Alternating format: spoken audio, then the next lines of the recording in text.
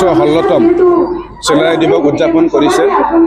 আমাৰ এইটো এটা প্ৰতিশ্ৰুতি আছিলে, নিৰ্বাচনৰ আগত আমি কৈছিলোঁ যে এইবাৰ যদি BPFে চৰকাৰ কৰিব পাৰে তেতিয়াহ'লে সকলো জাতি জনগোষ্ঠীৰ পৰম্পৰাই হওক, কলাকৃষ্টি হওক, স্বাভিমান বা কিবা এটা উৎসৱ, কিবা এটা জনগোষ্ঠীটোৱে যিটো বিচাৰে সেইটো BTCৰ তৰফৰ পৰা কমপ্লিটলি সহায় কৰি পেলাই উদযাপন কৰা হ'ব বুলি প্ৰতিশ্ৰুতি দিয়া আছিলে।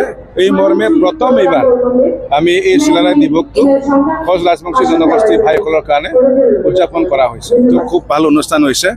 আজি ইয়াত মানে সমগ্ৰ BTC অঞ্চলৰ পৰা কোচ ৰাজবংশী জনগোষ্ঠীৰ লোকসকল যিধৰণে ইয়াত আগবাঢ়ি আহিলে, তেখেতসকলৰ জাতি প্ৰেম, দেশ প্ৰেমটো দেখা পাই খুব ভাল লাগে।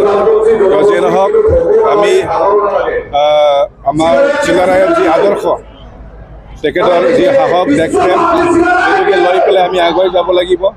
আমিও এটা সুন্দৰ BTC কৰিবৰ কাৰণে চেষ্টা কৰিব লাগিব।